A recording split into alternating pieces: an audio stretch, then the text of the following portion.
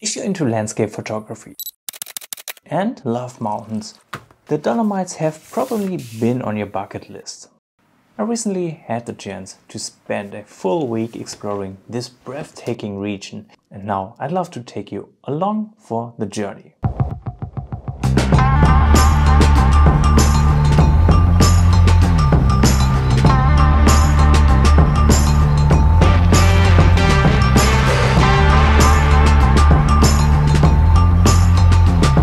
We traveled by camper van to give ourselves the flexibility to chase the best light and conditions. One of the biggest advantages, being able to park right at the photo location. No hotel check-ins, no rushing, just open the van door and you're instantly in the middle of the action. If the weather doesn't cooperate, no problem, just drive to the next spot. For our first night, we camped in the picturesque village of St. Maddalena. Though it's a tiny alpine village, it's home to some very popular photo spots. So don't be surprised if it gets too crowded. To catch the sunset, we parked the van and hiked up the hillside. It's about a 40-minute uphill walk from the village center to reach that iconic viewpoint. Even though we were traveling in the off-season, we found plenty of other photographers there. Most of them gathered at the classic well-known spot higher up the hill. I decided to stop just below that area.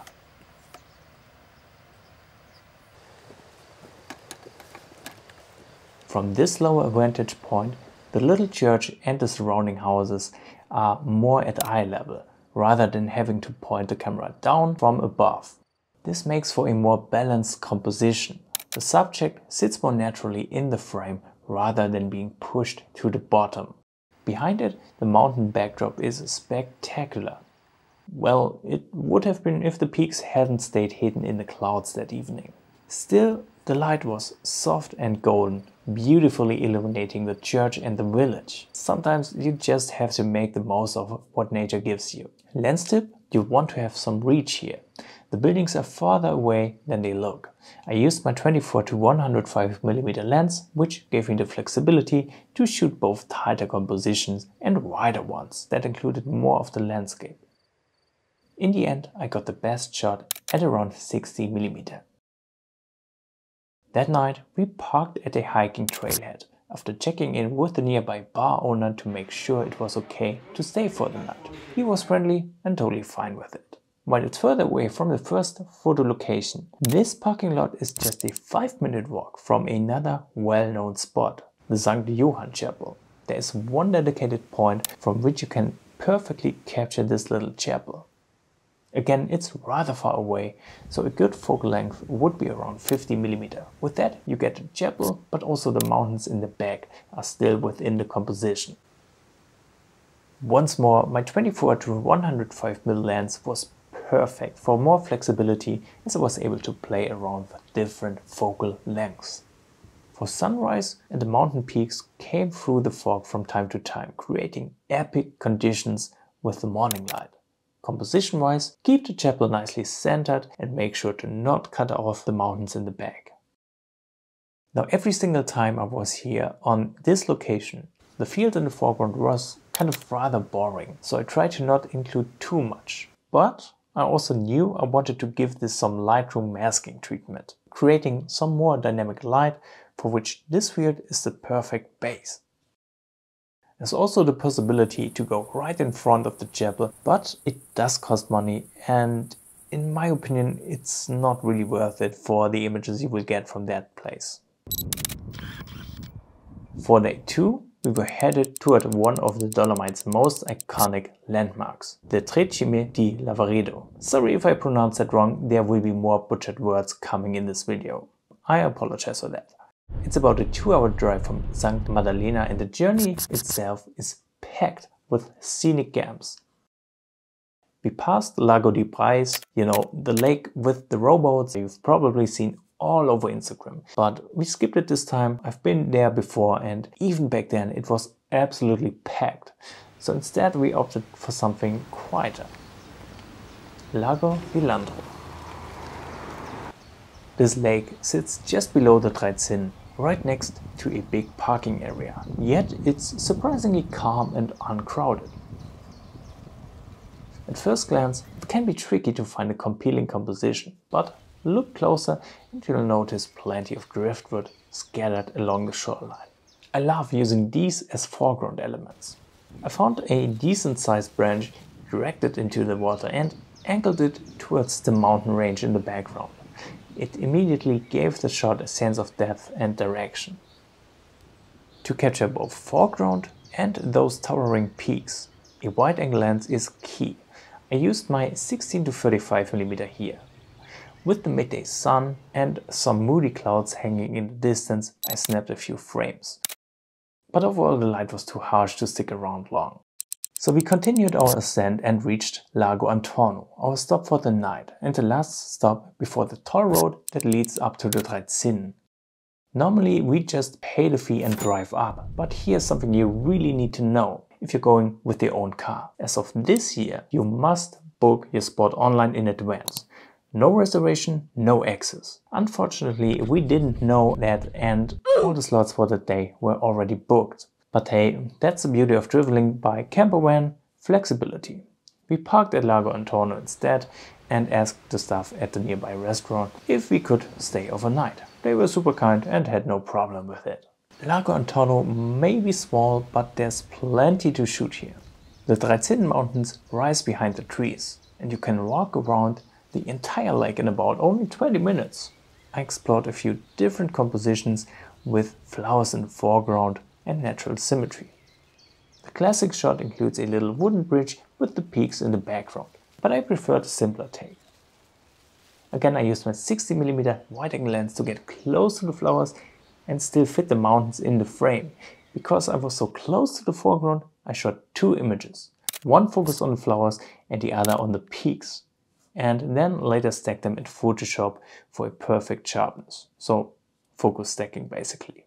On the opposite side of the lake, if the fog lifts, you can catch the Sorapis range, glowing at sunrise. And if you turn your camera around near the small bridge, the Forcella di Misurina peeks through the forest. Finally, it was time for the crown jewel, the Tre Cime di Lavaredo. We drove up early in the morning and, as expected, the area was already buzzing with hikers and tourists. Totally fair though, this place is stunning and deserves the hype. If it's your first time here, I highly recommend doing the full circuit around the peaks. It's an easy to moderate hike with breathtaking views at almost every turn. Yes, it gets crowded during the day, but scouting location while the sun is still high really helps with planning sunset shots.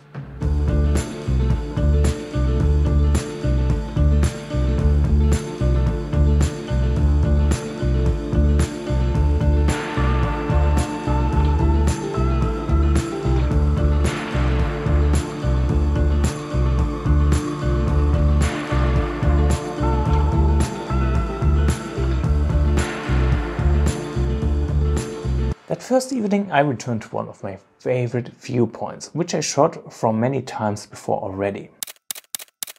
Looking at the Tre Cime from the side, hoping to catch the sunset light hitting the cliffs and maybe some glowing clouds overhead. But instead, thick fog started rolling in. The grand sunset I imagined never materialized, but we stuck around anyway. The fog created a moody atmosphere, which I kind of loved. Here I found some textured rock patterns that pointed naturally toward the peaks and used them as a leading line.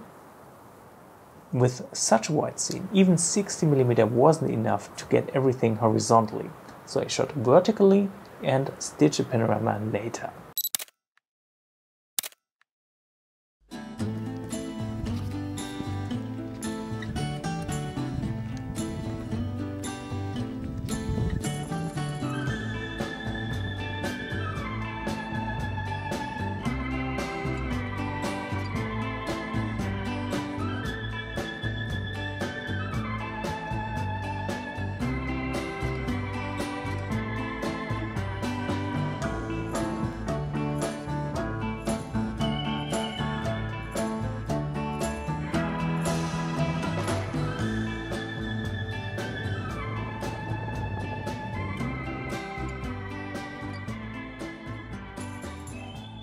The next evening had more promise. I had 3 potential spots in mind.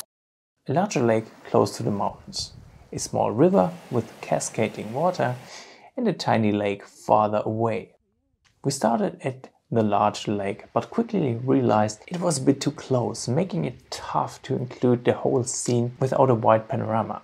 Plus, the reflection wasn't great, so we rushed to the second location, a small river. This one had potential. I waded into what felt like freezing water to get the perfect angle, where the stream would lead your eye straight to the peaks. And I have this little mini waterfall right in front of the lens. Again, I shot several vertical frames at 60mm and stitched the panorama afterwards, but I still wasn't quite satisfied. With the light fading fast, we hustled to the final spot, a peaceful lake surrounded by hills. The water was perfectly still, reflecting the Tre Cime like glass. Unfortunately, there was no alpenglow that evening, but still, even without the glowing peaks, the atmosphere was serene and otherworldly. Also worth noting, from the Tre Cime parking lot you get an amazing view of the Catena di Misurina. The jagged, almost sci-fi looking mountain range is incredibly photogenic during sunrise or sunset. Most people flock to one famous overlook, but we took a quieter trail in the opposite direction. The view was still epic and we had the entire place to ourselves. If you have got a telephoto lens, bring it. I got my best shots of this mountain range with an 85mm, especially as the first light of the day started to paint the peaks in warm tones.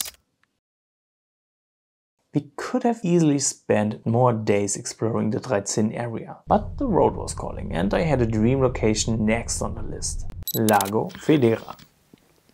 This spot had been on my radar for years. This time we finally made it. Here's a parking tip that might save you hours. If you're visiting in the off-season, call the Lago Federa hut. They allowed us to drive up the mountain road and even park there overnight. That alone saved us a ton of time. From there, it's about a 45-minute hike through a gorgeous forest, perfect for woodland photography. Keep in mind, it can get quite steep from time to time on this trail.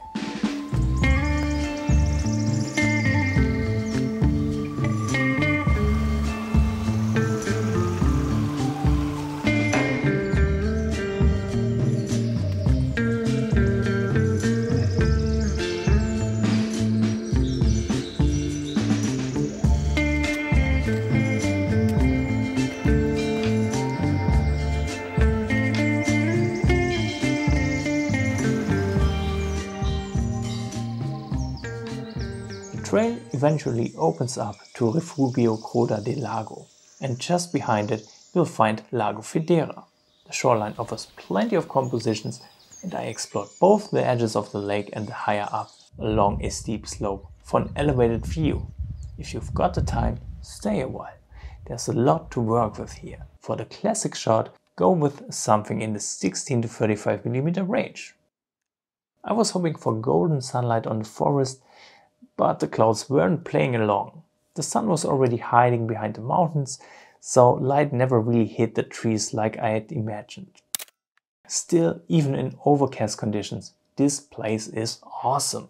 If you plan on visit this spot, I highly recommend go for sunrise, because then you will find the perfect light conditions. Next up, Passo Rolle, a slightly lesser known area but seriously photogenic and totally worth the drive. The road that leads there is already beautiful, winding past alpine meadows and jagged peaks, but once you arrive, the real showstopper is, and I hope I pronounce it right, Cimo della Pala, a massive fang-like mountain that's sometimes called the Matterhorn of the Dolomites. From the parking lot on top of the mountain pass, it's another 45-minute walk uphill with a beautiful view of the surrounding mountains.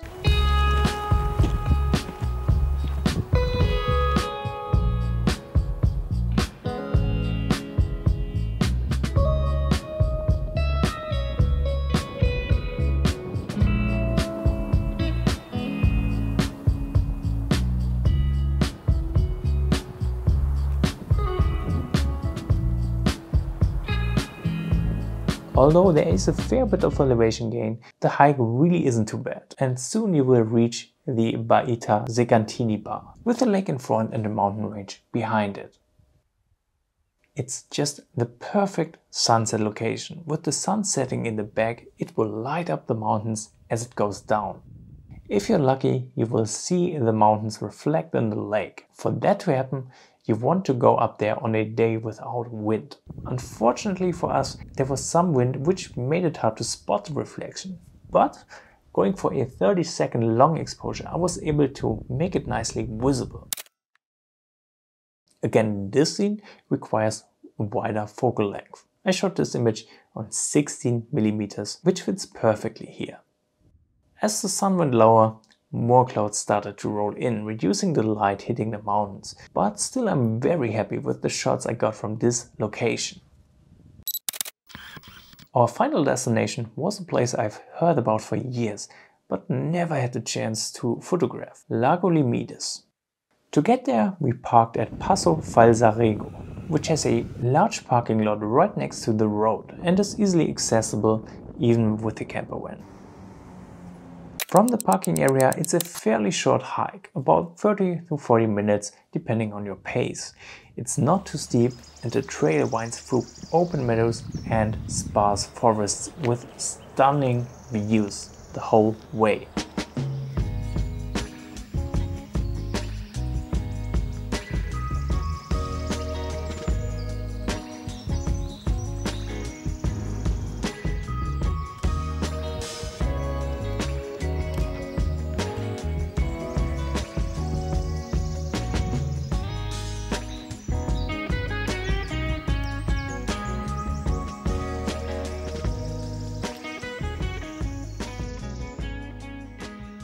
Quickly we reached Lago Limides, with breathtaking views in every direction. But before getting the shots from this spot, we continued our hike further up the mountain. This trail continues all the way to the Cinque Torri, a very unique looking rock formation which I wanted to shoot as well. The trail from this point on certainly increased in difficulty and we quickly gained altitude.